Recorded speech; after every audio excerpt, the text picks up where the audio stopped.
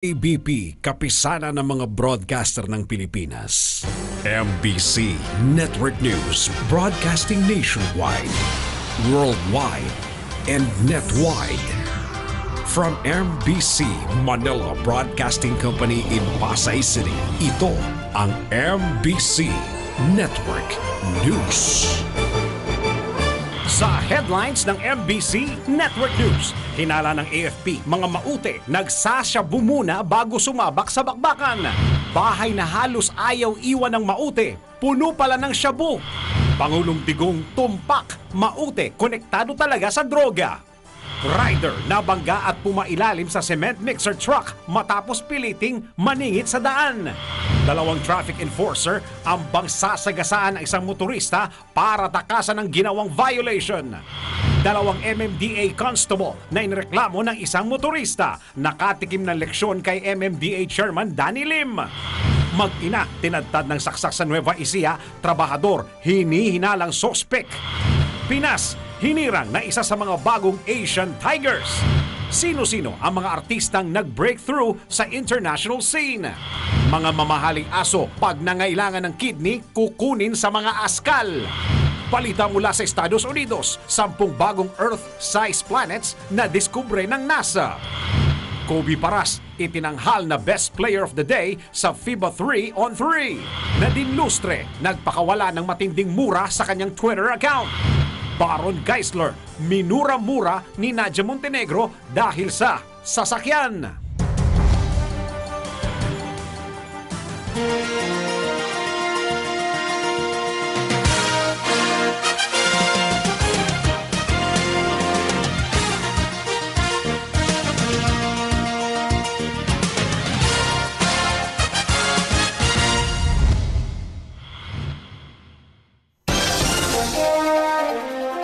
Magandang araw Pilipinas, Luzon, Visayas at Mindanao at sa buong mundo. Samahan po ninyo ko ng isang oras na balitaan. Narito ang detalye ng mga balita.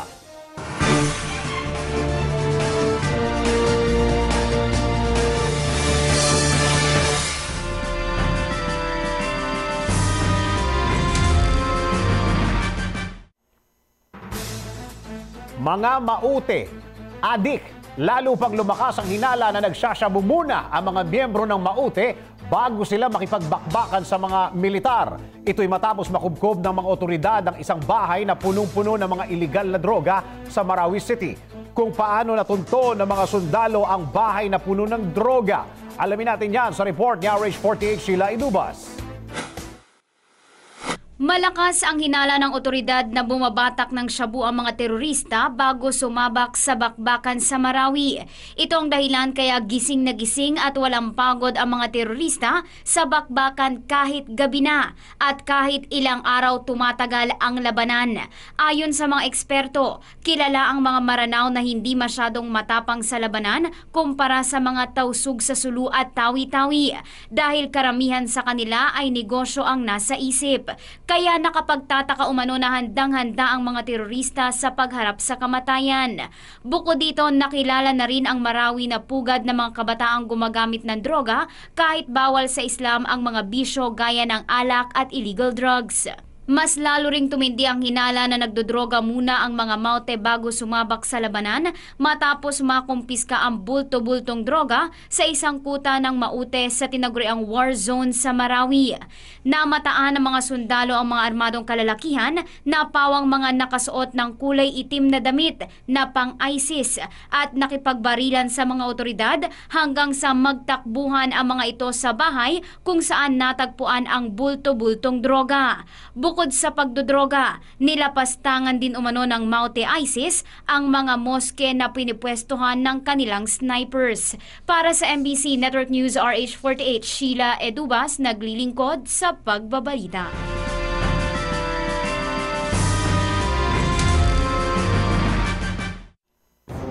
Bahay puno ng droga.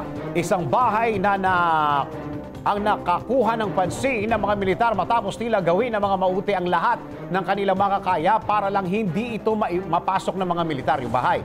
Kung bakit gano'n na lang ang pag-iingat ng maute sa bahay na ito, alamin po natin sa report ni RH09, Sunny Casulia. Nasabat ang may 11 kilo ng shabu sa inabandonang kuta ng Maute Group sa Marawi City. Sa press briefing ng Task Force Marawi, sinabi ni Lieutenant Colonel Joar Herrera, spokesperson ng 1st Infantry Division, na bukod sa 11 kilo na shabu, mahigit 100 milyong piso ang market value ay na-recover din ang matataas na kalibre ng baril, fuel bomb at drug paraphernalias. Itinurn over na ng 49th Infantry Battalion sa Joint Task Force Group Haribon ang shabu.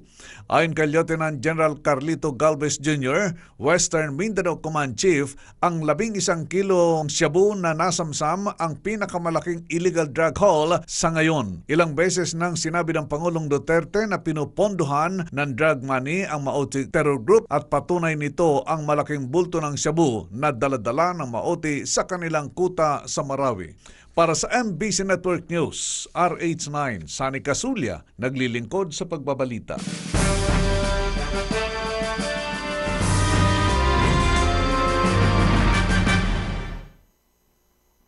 Maute, pinopondohan ang mga drug lords. Tulad ng hinala ni Pangulong Duterte, malaki umano ang posibilidad na pinopondohan ng mga drug lords ang Maute kapalit ng kanilang kaligtasan. Kung bakit ito nasabi ng Pangulo, alamin natin sa report ni Irish 44, Vien Dacles. Lalong tumibay ang paniniwala ni Pangulong Rodrigo Duterte na konektado ang Maute Group sa malawakang bentahan ng iligal na droga. Ito'y matapos madiskubre ng militar ang kuta ng Maute Group sa Marawi City na puno ng shabu. Matatandaang noong Miyerkules, sinabi ni Pangulong Rodrigo Duterte na pinopondohan ng drug lords ang Maute kapalit ng proteksyon na sinigundahan naman ni Defense Secretary Delfin Lorenzana. I have ordered the military and the police to strike hard against the drug people. Kasi kasama na sila sa rebellion. Ang rebellion was financed by drug money. Yung remittances sa abroad, hindi masyado malalaki, tinignan na namin sa mga remittances. Ang pinakamalaki nga, napunta pa doon sa pulis. Alam mo kung sino yan?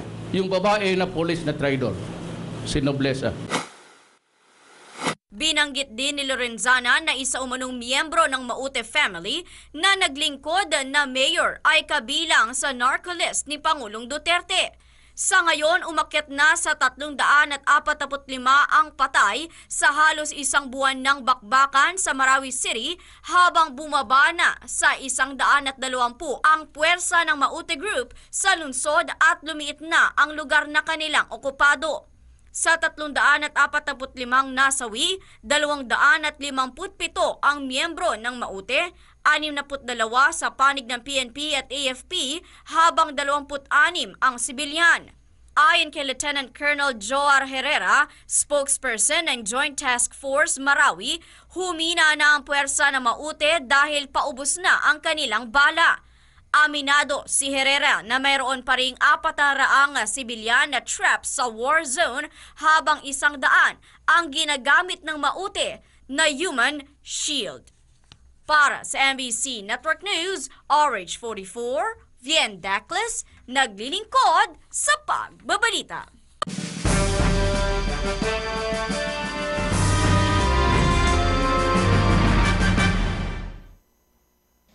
Presidente Duterte nagbantang ipupull out ang puwersa ng PNP at AFP sa Mindanao kapag ibinasura ng Korte Suprema ang martial law. Magbabalita sa 2-8, Raymond Dadpaz. Palatanda ng pagkadismaya sa panig ni Pangulong Rodrigo Duterte ang bantang pull out ng mga pulis at sundalo sa Mindanao sa oras na ibasura ng Korte Suprema ang martial law.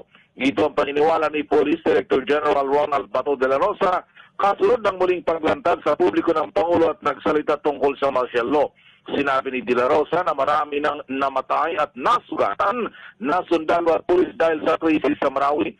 Malaki umunong posibilidad na mababaliwalang ito sa oras na ibasura na ang martial law. Ganun pa man ay naniniwala ang hepe ng pambansang pulisya na igagalang ng Pangulo kung anuman ang magiging desisyon ng Korte Suprema sa mga petisyon kontra sa martial law. Iyan ang DZRH News. Raymond Dadpaz, Aris 28, naglilingkod sa pagbabalik.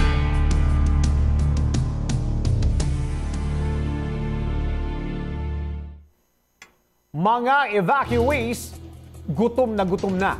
Lalo pang lumala po ang sitwasyon ng mga evacuees sa Marawi City. Sa katunayan, ayon sa report, halos nagkakasakit na at wala nang makain ng mga ito. Kung ano ang ginagawang aksyon ng pamahalaan para masolusyonan ang kalunos-lunos na sitwasyon ng ating mga kababayan sa Marawi, alamin natin sa report ni RH 48 Sheila Idubas. Patuloy ang pagdurusa ng may 40,000 evacuees na siksikan ngayon sa emergency shelter sa Marawi City dahil umabot na sa 1 buwan ang krisis sa lungsod. Ayon kay Health Secretary Pauline Obial, pumalo na sa 24 na evacuees ang namatay sa dehydration, pneumonia at iba pang sakit na kumakalat sa mga evacuation center. Nakapagtala naman ang otoridad na aabot sa 300 kaso ng diarrhea dahil sa isyu ng kalinisan at kakulangan ng malinis na tubig inumin sa lugar. Giit pa ng kalihim, nilulutas na ng ahensya ang malnutrisyon na kinakaharap ng mga evacuee, lalo na ang mga bata na kumakain lang ng sardinas at instant noodles mula sa mga ibinabahaging relief goods. May mga hindi kumpirmadong report din na dahil sa kakapusan sa pagkain, may evacuees na umanong napipilitang kainin ng kumot o tela at kahit trapo mairaos lang ang gutom. Kinumpirma naman ni Secretary Obial na lumobo na sa mahigit 17 milyong balde o supply ng gamot at hygienic products ang naipadala ng Department of Health para sa mga evacuation centers sa Marawi City. Paliwanag ng kalihim, sapat ang kanilang pondo para tulungan ang mga evacuees na naipit sa 4 na linggong Marawi siege na inaasahang mas tatagal pa. Ang total na deployed natin na gamot, supplies, yung mga baldinga, yung mga hygiene kits at ang mga milikit ay umabot na po ng 17 million sa DOH pa lang ho. At every week nagdadagdag po tayo ng ating mga supplies doon. Ngayon pong mga nagdodonate po, umabot na po sa 4,38,800 yung donation. Para sa MBC Network News RH48, Sheila Edubas, naglilingkod sa pagbabalita.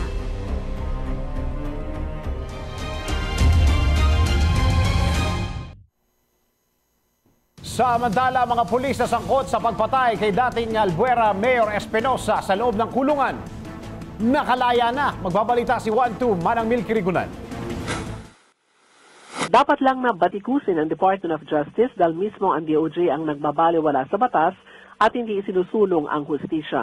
Dismayado si Senator Panfilo Lacson ng Makalay Superintendent Marvin Marcos at ibang miyembro ng PNP CIDG sa Leyte matapos makapagpiyansa. Ama ito ay sangkot sa pagpatay kay dating Albuera Leyte Mayor Roland Espinosa sa loob ng kulungan ito sa Leyte Sub-Provincial Jail. Nadamay din at napatay ang drug inmate na si Raul Yap. Ayon kay Lacson, chairman ng Senate Committee on Public Order and Dangerous Drugs, na nag-imbestiga sa Espinosa's Lay case, sa kanilang committee report, premeditated o planado ang pagpatay kay Espinosa kaya dapat lang na murder ang kasong kaharapin ni Marcos at iba pang mga sangkot na pulis. Binigyang din ni Lacson ang kanyang committee report ay pinirmahan ng mayorya ng mga senador, patunay na kumbinsido ang mga ito na planado ang pagpatay kay Mayor Espinosa. Una rito mula sa kasong murder na non-bailable, mismo ang DOJ ang nag-approve sa petisyon ng mga akusado at na-downgrade na lamang sa homicide ang kaso ng grupo ni Superintendent Marcos. Yan ang DZRH News, Milky Rigunan, RH12, naglilingkod sa pagbabalita.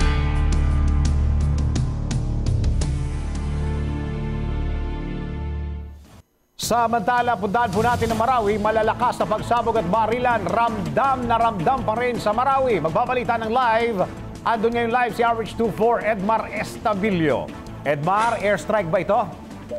Dennis, nagpapatuloy pa rin ang umating kapong putukan at sabog pa rin ang maririnig dito sa warso ng Marawi City na Lao del Sur. Kasunod dito ang makapal na usok mula sa mga nasunog na bahagi ng warson kasunod ng malalakas na pagsabog, Dennis.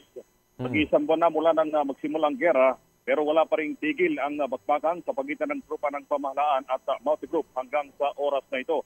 Maging ang mga dating safe zone, Dennis, para sa mga media ay inuulan na rin ng bala. Dahil dito ay nagpapahayag ng pagkabahala ang mga kabalita at Kristiyano dito sa Lanao del Sur na naka-standby dito sa Kapitolyo Partikular yung mga may bahay at ari-arian sa Marawi na sana raw tumigil na yung dahil hindi raw yung ganitong sitwasyon sila raw yung talo at yung kanilang mga bahay ay wasak na at wala na silang babalikan na Dennis. At yung mga lumalabas na report na kumakain na ng blanket yung mga nasa evacuation center ay pinabulaanan ito ng crisis management ng Marawi dahil hindi naman daw totoo yung mga yan, yung mga fake news na sinasabi dahil suportado ng Capitol Lanao del Sur yung mga pangangailangan ng mga nasa evacuation center at nagkakaroon lamang ng problema, Dennis, dahil dun sa paghahatid ng mga pangangailangan ng mga kababayan natin nasa evacuation center dahil dun sa higpit ng pagpapasok ng militar dun sa mga critical area, Dennis. Kung kaya't kanina, Dennis, yung mula kanina umaga, ay nagpapatuloy yung airstrike, yung airstrike at sunod-sunod dyan, walang tigil. Tumigil lamang ngantong oras dahil malakas yung buhos ng ulan, Dennis, malakas yung buhos ng ulan. Kung kaya't natigil lamang yung malalakas na pagsabog mula dun sa Warsaw na aming naririnig hanggang dito sa aming area na kung saan ligtas kami dito, Dennis. Oo. Edmar, ilinaw ko lang, kasi talagang maraming kumakalat na balita ngayon, hindi lang sa social media, may mga nagre-report din na talagang wala na makain yung mga kababayan natin sa mga evacuation center. Tapos ngayon, ang sinasabi ng otoridad o ng DSWD, hindi totoo, fake news. Ano ba talaga?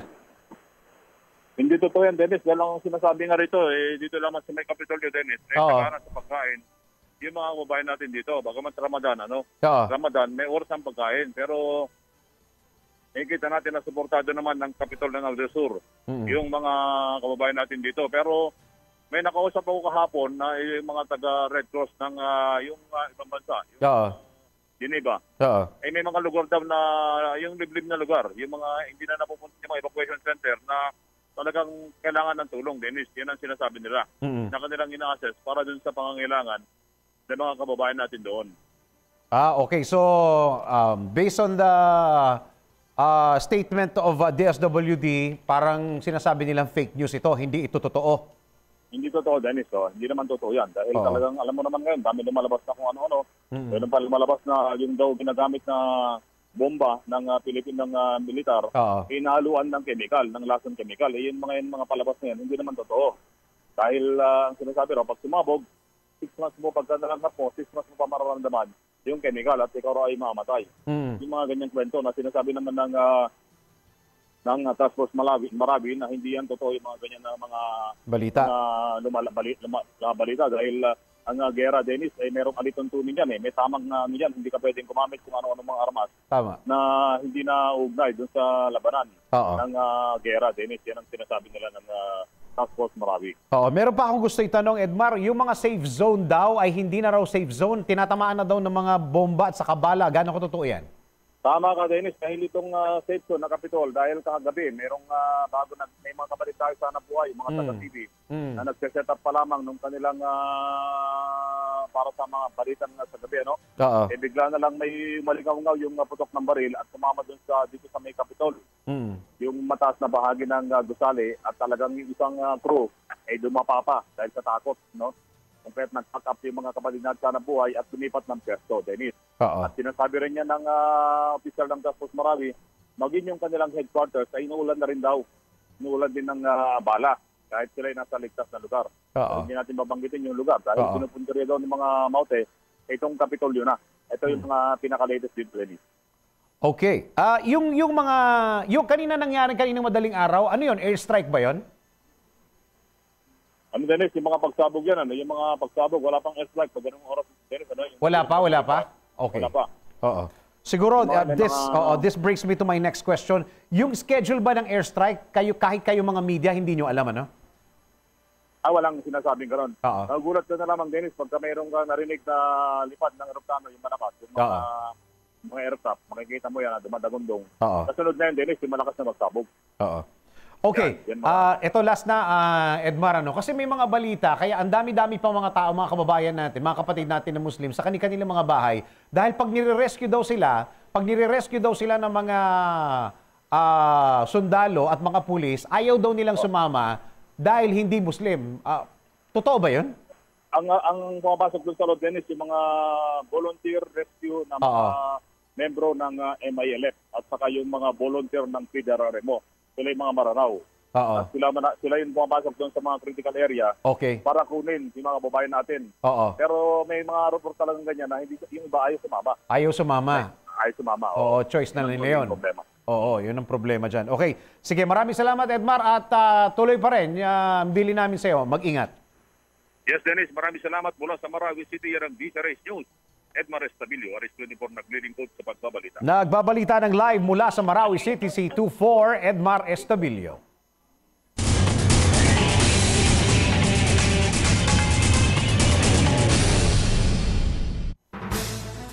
Pekeng bigas, hindi totoo. Itinanggi ng National Food Authority o NFA ang balitang kumakalat na ang pekeng bigas sa lokal na pamilihan kung ano ang pagsisigurong ginawa ng NFA para mapawi ang takot sa mga mamamayan. Alamin natin sa report ni RHO9, Sunny Casulia. Itinanggi ng National Food Authority na may kumakalat na peking bigas o plastic na bigas. Iginiit ni Marieta Ablasa, tagapagsalita ng NFA, na hindi totoo ang video sa Facebook na ipinakikita ang tila goma na bigas na tumatalbog pa. Sinabi ni Ablasa na walang dapat na ipangamba ang publiko dahil nagsasagawa sila ng regular na monitoring sa supply at sitwasyon ng bentahan ng bigas sa mga pamilihan at wala silang nakikitang peking bigas na parang goma na tumatalbog.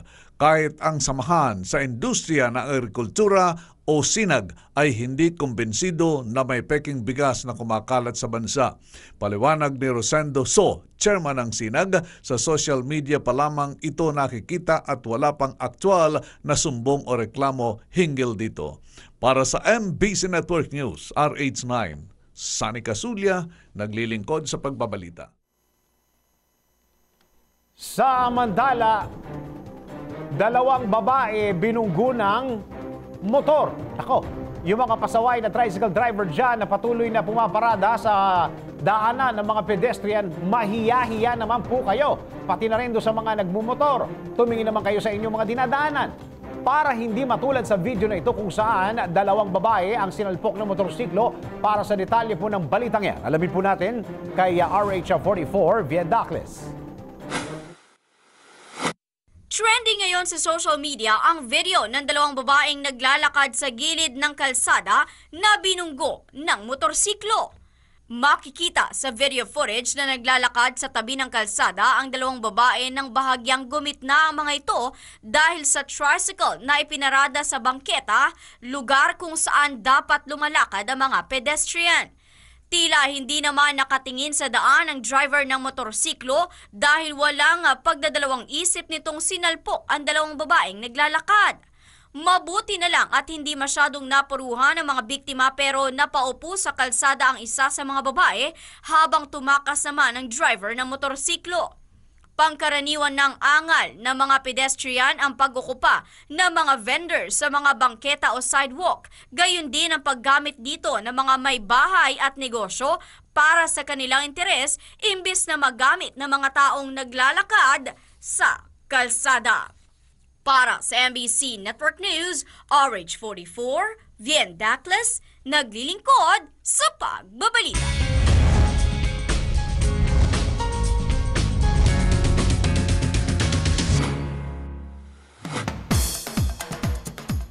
Sino ang kaaway ni Nadine Lustre?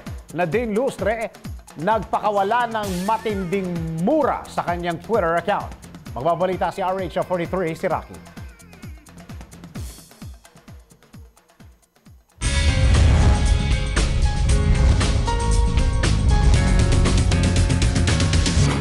Isang galit na Nadine Lustre ang bumungad sa kanyang mga followers sa kanyang Twitter account. Ito'y matapos ay pagtanggol ni Nadine ang kanyang best friend na binigyan ng issue ng netizen na may relasyon sa kanyang boyfriend na si James Reid matapos lumitaw ang isang picture na nakayakap dito ang aktor mula sa likod ng kanyang best friend. Sa kanyang unang post, malutong na mura ang pinakawala ni Nadine dahil sa pagbibigay mali siya sa picture ng kanyang best friend at ni James. Sinabi pa nito na kilala umano ng taong yun kung sino ang kanyang kanyang pinatatamaan sa kanyang tweet kung saan idinagdag pa ng aktres na wala siyang pakialam kung husgahan man siya ng mga tao dahil sa kanyang pagmumura, ngunit ipagtatanggol umano niya ang kanyang mga kaibigan. Idinagdag pa ng aktres na hindi umano niya fans ang nagbibigay ng mali siya sa nasabing picture, kundi mga gusto lamang gumawa ng galit at issue. May isa namang nagkomento kung ang sinasabing best friend na tinutukoy ni Nadine ay si Mika, na sinagot naman ni Nadine ng, "Yeah, got a problem on that?" Na sinagot din na nasabing nagkomento ng, "Nothing, just asking."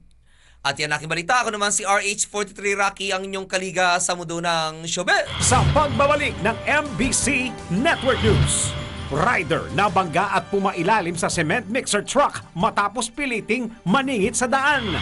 2 traffic enforcer ang bangsasagasaan ng isang motorista para takasan ng ginawang violation. 2 MMDA constable na inireklamo ng isang motorista, nakatikim ng leksyon kay MMDA Chairman Danny Lim. Mag-ina, tinadtad ng saksak sa Nueva Ecija, trabahador, hinihinalang sospek.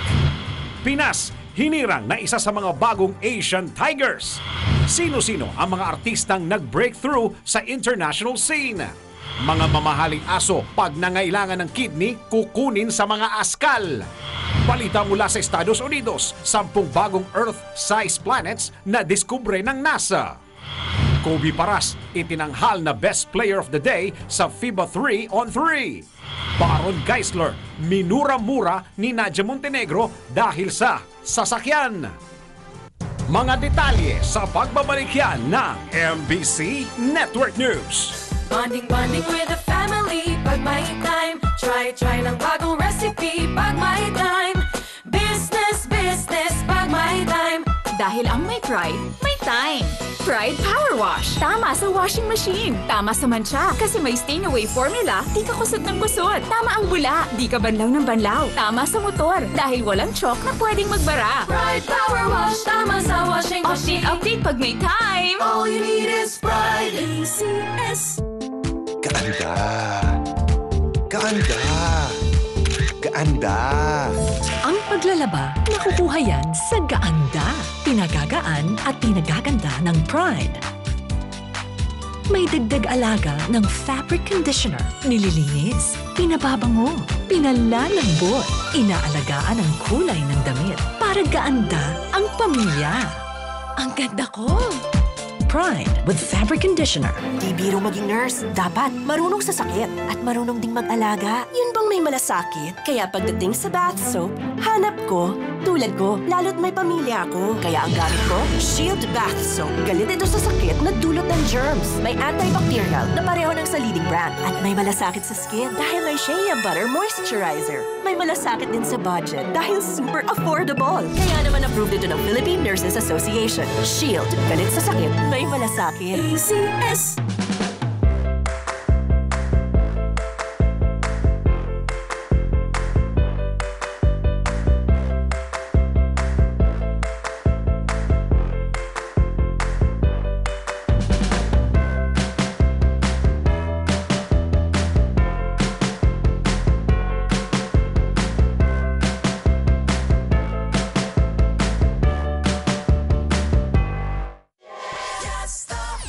Loyal ka ba sa toothpaste mo? Sa blind toothpaste test, malalaman.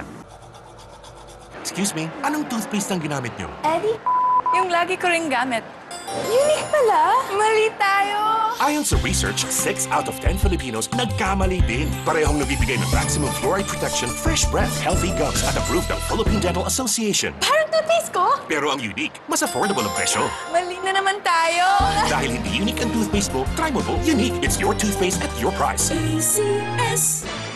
Wala ka ng rason antukin. Wala ka ng rason na di mo alam ang nangyayari. Wala ka ng rason na hindi ka updated. Dahil ang mga programang magbibigay ng tamang balita at tamang serbisyo ay available na sa TV at cellphone mo. Live! Mga gumawa ng mga di malilimutang balita at kaganapan sa loob ng 78 taon ng iyong DZRH ay makikilala at malalaman na sa DZRH DZRH Icons. Kasama si Sunny Casulia, alas 10:30 ng umaga sa alas 11 ng umaga. Mga fresh na fresh, mga may init na mga kaganapan sa mga artistang pina-follow mo. Makichika na kay Rocky sa STL Showbiz Chismis Live. Ano ba ang mga pinaka-rekomendado ng mga netizen na produkto at serbisyo? Mga may pinakamararaming likes at shares. Tutukan na sa HR Highly Recommended. Kasama si Vien Dacles sa alas 11:30. Pagdating ng alas 12 ng tanghali, alamin ang mga nagte-trending na mga balita at alamin mismo sa panayam sa Sangkot sa Balita Live. MBC Network News. Kasama si Dennis Antenor Jr. Mga imbensyong magpapagaan ng buhay gawa ng mga malilikot ang isip ng mga Pinoy inventor sa MIB. Mga inventor ng bayan. Kasama si Sheila Idubas sa alauna ng hapon. Huwag basta maniwala sa mga sabi-sabi ng iba. Iba pa rin kung galing sa mga eksperto. Dahil ang kalusugan ay mahalaga para sa iyo at para sa pamilya mo. Pinoy Health and Wellness. Kasama si Vien Dacles. Alauna 30 ng hapon. Maging well-informed sa mga programang hindi dapat iwanan. Mapa TV man o iyong cellphone live sa DZRH News Television.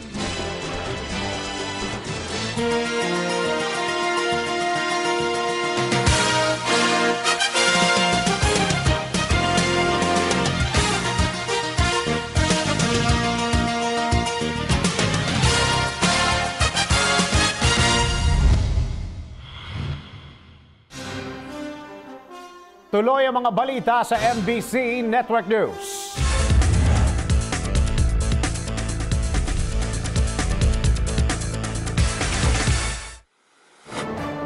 Huwag basta-bastang naniningit.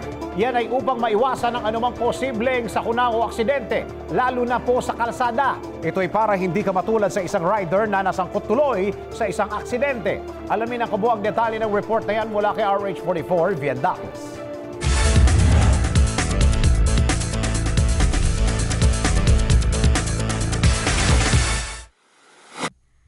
Nabangga at pumailalim pa sa isang malaking cement mixer truck ang isang rider dahil na rin ipinagpilitan nito ang sariling makasingit sa daan sa isang intersection sa Daang Hari, Pasong Buaya 2, Imus, Cavite. Sa kuhang video ng CCTV camera, makikitang may kasikipan na rin ang daloy ng trapiko at ilang mga riders na rin ang nagsusulputan sa mga alanganing daan kahit pa naglalakihang mga sasakyan at truck ang kasabay ng mga ito. Malinaw ring makikita na tila ba walang mga traffic lights sa paligid o kung mayroon man ay maaaring hindi gumagana ng maayos dahil na rin hindi maayos ang galaw ng trapiko. Kasunod nito, ilang saglit lang makikita ang isang rider na nakasuot ng itim na damit ang pumihit pa kanan upang sumingit sa magkasunod na pickup na may mga dalang gamit sa construction at isang malaking cement mixer truck. Dahil tila ba atat nang makausad ang mga sasakyan kabilang ang pickup at ang truck, hindi na napansin pa ng mga ito ang rider na pumagitna sa dalawa hanggang sa tuluyan ng maipit ito at mabangga hanggang sa pumailalim pa sa truck. Bagamat makikitang nasira ang motorsiklo ng rider, maswerte namang nakagalaw pa at nabuhay ang rider. Dahil dito nagdulot ng mabigat na daloy na trapiko ang nasabing insidente. Para sa MBC Network News, RH44, Vien Dacles, naglilingkod sa pagbabalita. Maging masunurin po tayo sa batas trapiko at huwag ninyong gayahin ang driver na tampok sa ating trending news pa rin. Dahil pinaira lang naman ito ang hindi magandang ugali. Alamin natin ang kabuong detalye ng report na yan. Nagbabalik si RH44 Vien Dacles.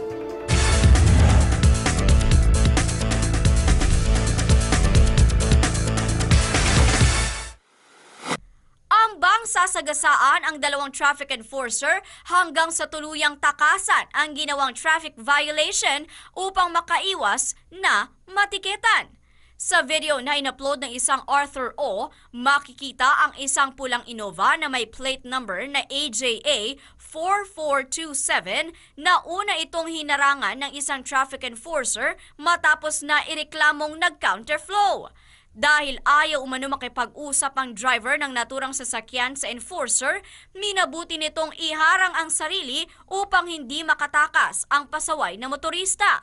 Ngunit malinaw na nakuna ng video na hindi ito nagpapatinag at ambang sasagasaan ng naturang enforcer. Matapos humingi ng tulong sa isa pang kabaro, tila mas mataas pa sa batas kung umasta ang driver matapos na ulitin sa isa pang traffic enforcer ang ginawa nito sa naunang pagkakataon.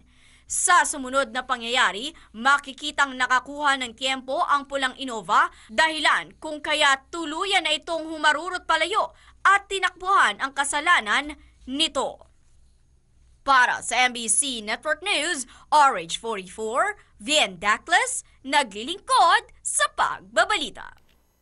Meron na pong latest yan, sabi ng LTO, babae po ang nakaregister sa sasakyan na yan at babae rin yung laman nung Innova na pula. So ngayon po, ang sabi ng LTO, ipapatawag na po nila yung babaeng yan. Tuloy ang mga trending news, maging masunurin po sa batas trapiko. Huwag ninyong gayahin ang driver na tampok sa ating trending news na naman. Dahil pinaira lang naman ito ang hindi magandang ugali.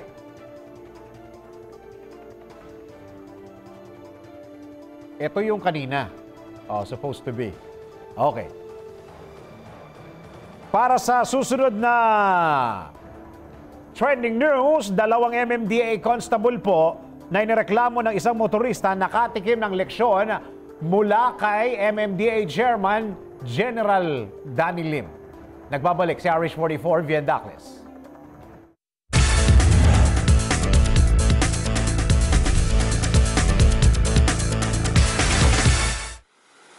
Nakatikim ng leksyon ng 2 MMDA constable mula kay MMDA Chairman General Danny Lim matapos na kamakailan ay mag-viral ang larawan ng mga ito sa social media na makikitang walang mga suot na helmet sa kanilang pagmumotorsiklo at ipinakitang kagaspangan ng ugali ng mga ito sa nagreklamong motorista. Maalalang kamakailan ay nag-viral ang larawan ng mga traffic enforcers na kinilalang sila Armando Lopez at Rodrigo Dayota matapos na ulanin ng batikos at pambabash mula sa mga netizen. Dahil dito, nakaabot ang reklamo sa opisina ng MMDA Chairman dahilan kung kaya't gumawa ito ng aksyon upang hindi natularan pa ng iba pang kawani ng kanyang ahensya. Ayon sa Facebook post ni Chairman Lim, inihag nito na ginawa niyang patayuin sa harap ng mga kawani ng MMDA ang dalawa habang nagsasagawa sila ng flag ceremony at sinabihang huwag tularan ang mga ito. Pinagalitan din sina Lopez at Dayota sa harap ng ilan pa nilang mga kabaro. Para sa MBC Network News, RH44, Vien Dacles, naglilingkod sa pagbabalita.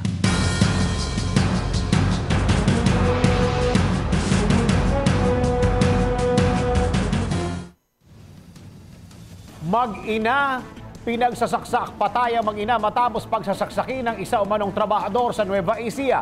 Kung ano ang dahilan ng krimen na ito, alamin po natin kay RH25 Grace Vera Sansano.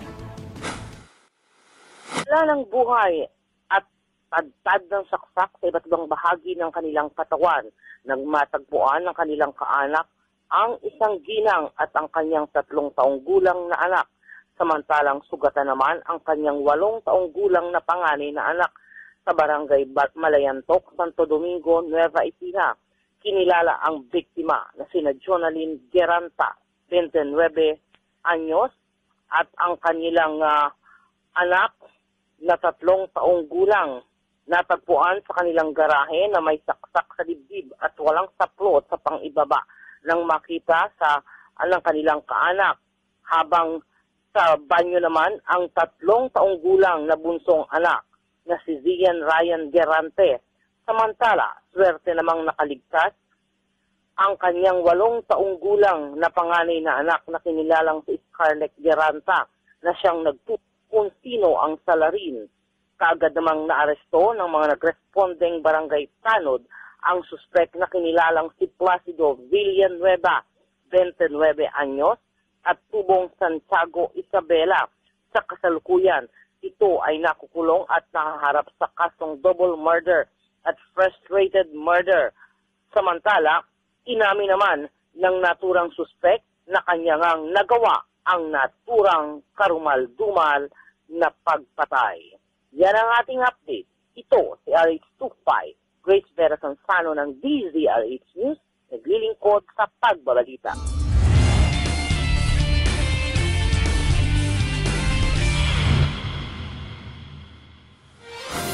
Good news tayo, isang makabagong Pilipinas. Ito ang dahilan kung bakit napabilang sa panibagong listahan ng mga bagong usbong na tinatawag na Asian Tigers. Isang maganda pong positibong o maganda at positibong perspektibo para sa kinabukasan ng Pilipinas at ng ekonomiya nito. Para sa detalye ng nakaka-good vibes na balitang yan, alamin natin sa Good News Report ni RH09 Sunny Casulia. Pasok ang Pilipinas sa bagong Asian Tigers ng World Intellectual Property Organization o WIPO. Kasama ang Indonesia at Vietnam, pinuri ang pagiging innovative o makabago ng Pilipinas sa edukasyon at teknolohiya. Ayon kay Francis Gurry, Director General ng WIPO, ang pagiging innovative ng Pilipinas ay isang paraan para lumago ang ekonomiya at maungusan ang iba pang bansa sa Asia. Kasama rin sa bagong Asian Tigers ang mga bansang China at Japan. Nasa 17 bansa ang pasok sa Innovation Achievers ngayong taon kung saan 9 ang mula sa Sub-Saharan Africa region, 3 sa Eastern Europe at 5 sa Asia. At yan ang ating Good news para sa MBC Network News. Ako naman si Sunny Casulia, naglilingkod sa pagbabalita.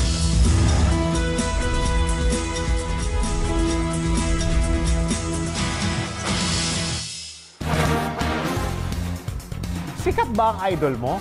Isa sa mga usap-usapan ngayon ay ang pagpunta ni Queen of All Media Kris Aquino sa Singapore para i-shoot ang kanyang Hollywood project. Pero alam niyo ba kung sino-sino pa ang mga Pilipinong artista na nag-breakthrough sa international scene? Alamin natin yan sa Alamba News Report, Yarish 49, Rita Salonga.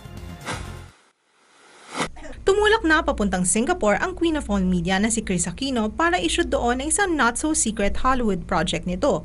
Base sa mga Instagram post ni Kris, masaya itong ibalita sa kanyang mga fans na finally, ang matagal na niyang pinagtrabahuhan, pinangarap ay matutupad na. Sinama rin niya sa kanyang trip sa Singapore ang kanyang trusted team, mula sa stylist, sa makeup artist at ang kanyang yaya. Para kay Kris, isang once-in-a-lifetime experience ito at gusto niyang kasama ang mga taong tumuguyod at nanatiling loyal sa kanya. Dagdag pa niya, gastos daw nito ang lahat ng gastos ng kanyang team. Hindi lang si Kris Aquino ang local talent na nag-breakthrough sa international scene. Si Lea Salonga na nagbigay daan sa maraming mga talentadong Pilipino na mabigyan ng pagkakataon sa teatro. Siya ang kauna-unahang Kim ng Miss Saigon, na pinagpapatuloy ngayon ng singer na si Rachel Ango from Miss Saigon to Les Mis to Hamilton. Ang mga singer na sina Bruno Mars, Enrique Iglesias, Jasmine Trias, Billy Crawford na may dugong Pinoy. Ang talento ng Pilipino ay sadyang may pagmamalaki sa buong mundo. Para sa kabuuang balita, maglagon lang sa www.tcrhnews.com. Para sa Alamba News, RH49 Rita Salonga, naglilingkod sa pagbabalita.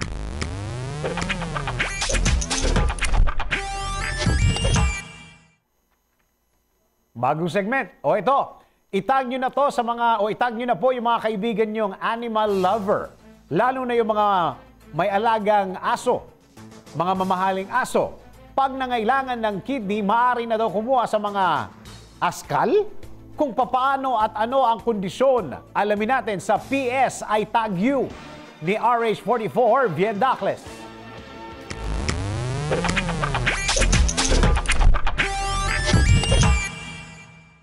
Magandang balita para sa mga dog lover, lalo doon sa mga may alagang aso na may iniindang karamdaman sa kanilang mga kidney. Mas mapapadali na ang inyong paghahanap ng kidney donor.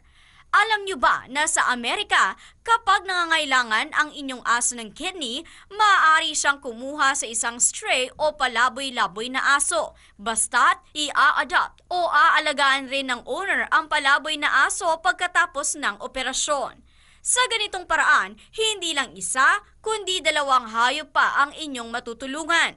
Delikado at maselo ng kidney operation sa mga aso. Sa katunayan, hindi maaaring sumailalim sa ibang operasyon gaya ng heart organ ang mga aso maging ang mga pusa dahil kadalasang nire-reject ng immune system ng aso ang ibang mga organs. Para sa MBC Network News, RH44, Vien Dacles, naglilingkod sa pagbabalita.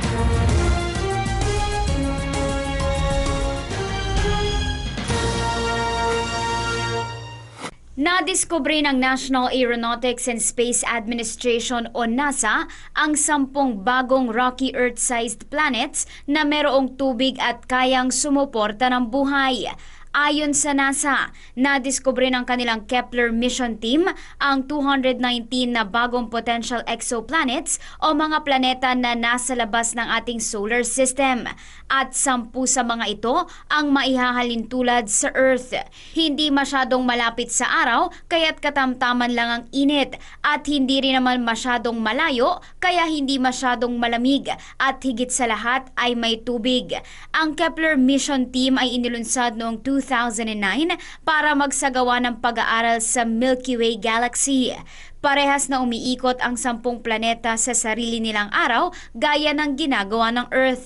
Sa ngayon, nasa 4,034 na ang kandidatong planeta na na-identify ng Kepler kung saan 2,335 dito ay kumpirmadong exoplanets, habang 30 naman dito ang near-Earth-size habitable zone.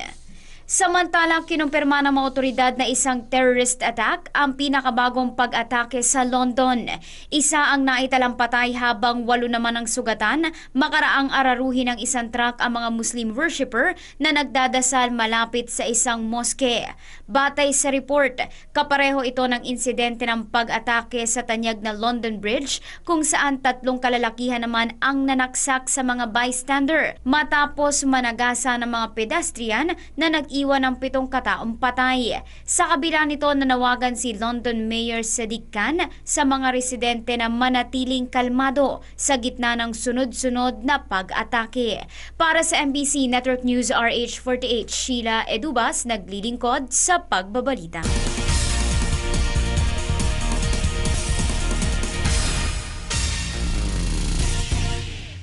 1-1 ang dalang record ng Chooks Pilipinas sa FIBA 3-on-3 World Cup pool phase kung saan pinarangalan bilang Player of the Day ng Day 2 si Kobe Paras ng Pilipinas. Nagtotal ng 15 points si Kobe Paras matapos ang 2 laro.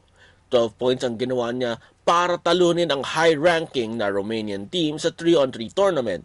Pero 3 points lang ang nagawa niya laban sa France. Kasama ni Kobe para sa 3-on-3 tournament ay ang 2 UAAP MVP combo na sina Kiefer Ravena ng Ateneo at Jeron Teng ng LaSalle. Kasama rin nila ang veteranong miyembro ng Extra Rise Incorporated na si J.R. Kenyahan. Maglalaro muli ang Chooks Pilipinas bukas at makakaharap ang Slovenian team at ang koponan mula sa El Salvador. At yan ang ating balitang pampalakasan para sa Game Now. Ako si Toby Pavon.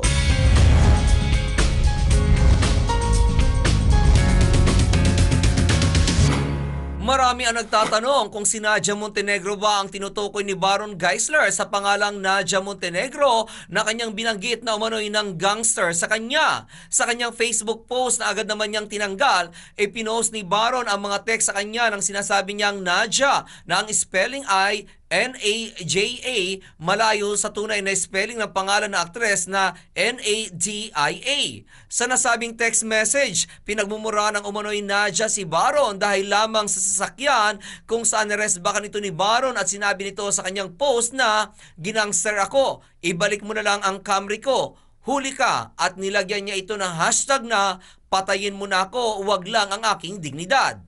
Kalakip na nasabing post ni Baron ang screenshot ng masasakit na salita na ipinadala ng nasabing tao sa kanya kung saan tinawag pa siya nitong nuno ng kakapalan ng muka. Sinabihan pa nito si Baron na ngayong wala itong pera ay mayabang na ito, lalo na umano kapag nagkapera ito, sabay sabi dito na mayabang at magpakalalaki naman ito.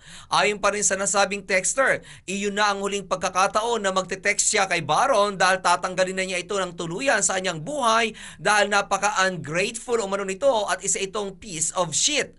Nakikinig din daw si Baron sa mga maling tao at pinalalayo ang mga taong totoong nagmamahal sa kanya at pati mga kapatid umano nito ay pinag-iisipan nito ng masama dahil nakikinig daw ito sa mga demonyo. Sabay sabi nito na toxic si Baron sa kanyang buhay. Dito na sumagot si Baron at binanggit ito ang pangalang Nadia Montenegro, bagamat ibang spelling ng pangalan ng aktres na si Nadia Montenegro ang ginamit ito, sabay tinawag ito na aktor na Master Manipulator. At yan aking balita. Ako naman si RH43 Rocky, ang inyong kaliga sa mundo ng showbiz.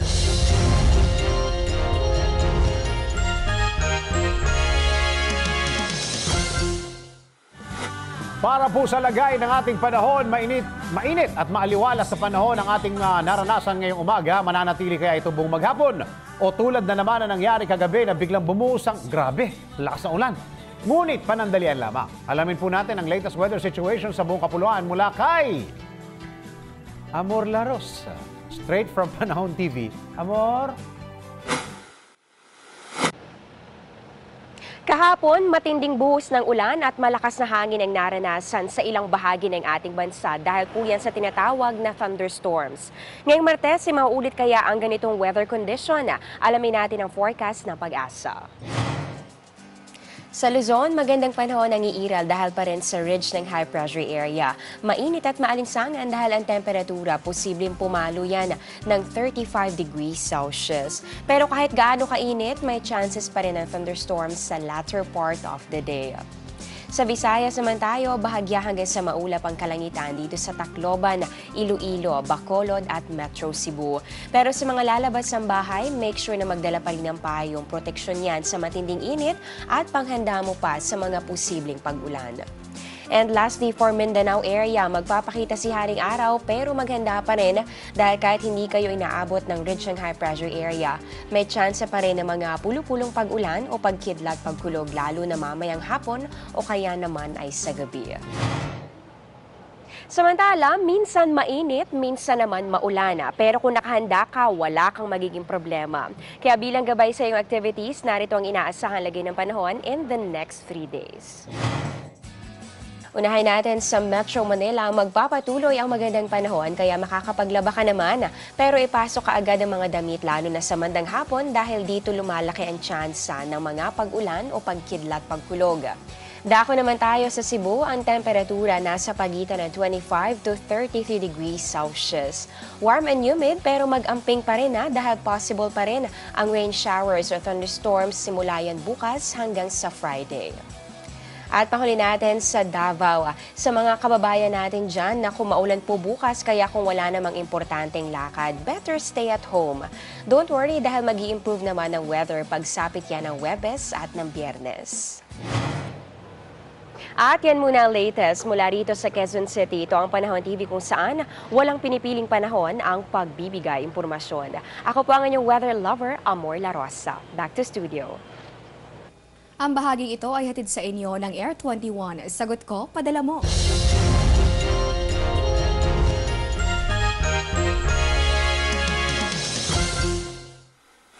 Maraming salamat, Amor La Rosa. At sumayin nyo na naman ang ating isang oras sa ating balitaan, mga impormasyong dapat po ninyong malamang saan mang sulok ng mundo. Sa ngalan, nagbumubuo ng MBC Network News. Ako po inyong lingkod sa pagbabalita. Ako po si Dennis Antenor Jr.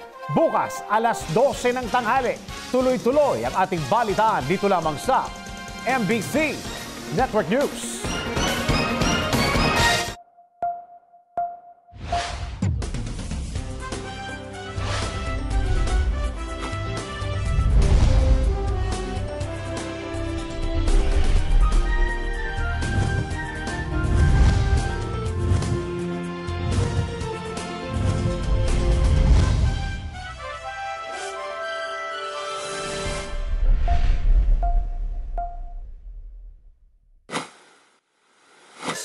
Bonding with the family pag may time. Try ng bagong recipe pag may time. Business pag may time. Dahil ang may pride, may time. Pride Power Wash. Tama sa washing machine. Tama sa mancha kasi may stain away formula.